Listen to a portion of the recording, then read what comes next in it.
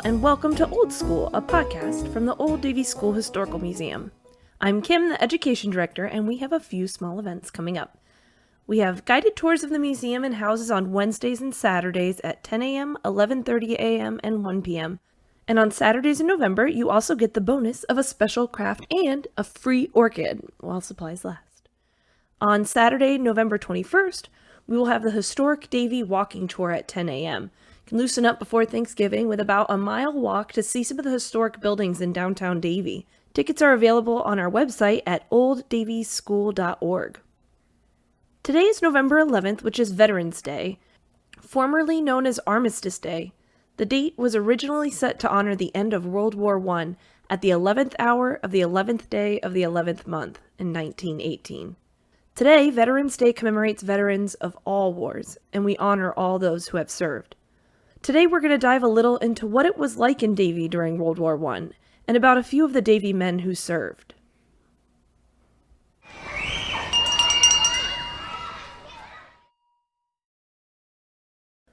World War I broke out overseas with the assassination of the Archduke Franz Ferdinand of Austria in 1914. Tension had been building and alliances collapsed, and Europe fell into what became the first modern war. The first armored tanks, first plane warfare, and unrestricted submarine warfare, first chemical weapons, and the first effective machine guns.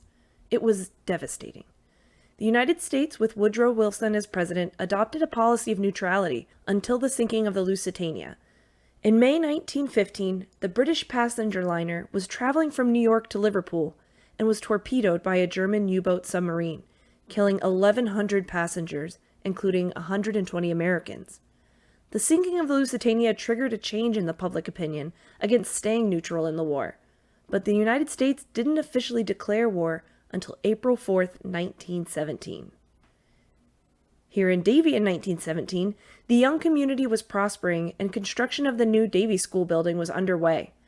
According to an article from the Fort Lauderdale Sentinel, at the dedication ceremony when it was completed in May 1918, James Rickards, a representative from the school board, quote-unquote compared the fine points of architecture in the building to the desired points of character that are intended to be developed in the schools.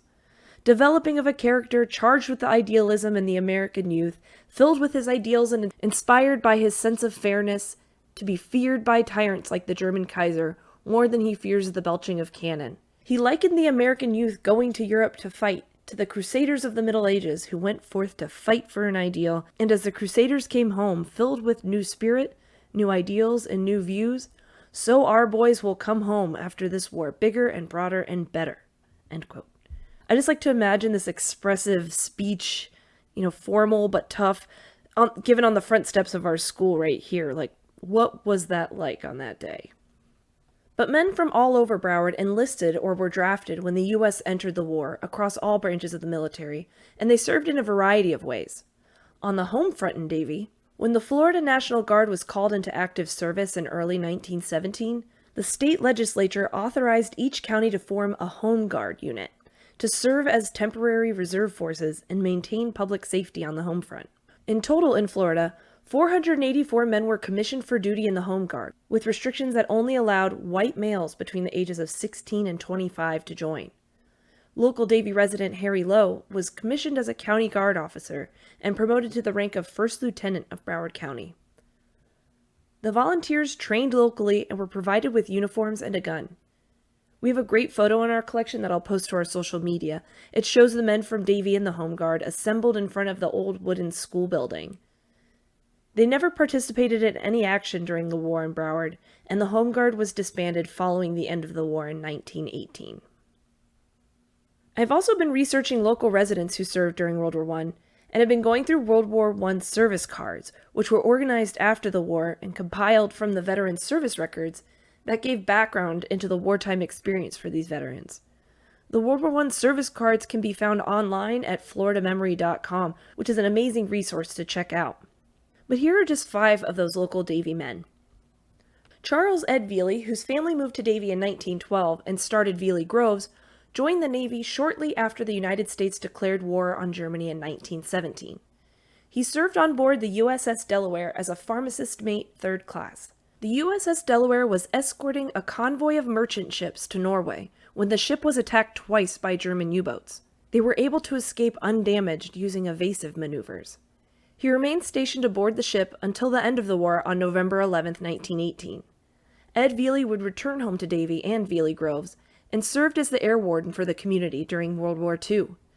He passed away at the age of 90 in 1987. Paul Hammer was one of 12 Hammer children and had lived in Davie since 1913. He was inducted into the Army in October 1917 and played the French horn as part of the 324th Infantry Band of the 81st Wildcat Division. While overseas in France, the Army Band would play for their units, for the wounded at Army hospitals, and for the French citizens to keep positive relationships between America and France during wartime. He was honorably discharged in June 1919 and returned home to Davie. Unfortunately, he was killed by a rattlesnake bite while working on his farm in 1937.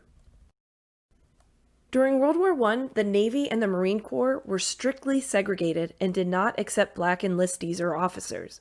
The Army admitted 13,024 black enlistees, including Davie resident Oliver Alexander. When he enlisted in May 1918, he listed his occupation as tailor.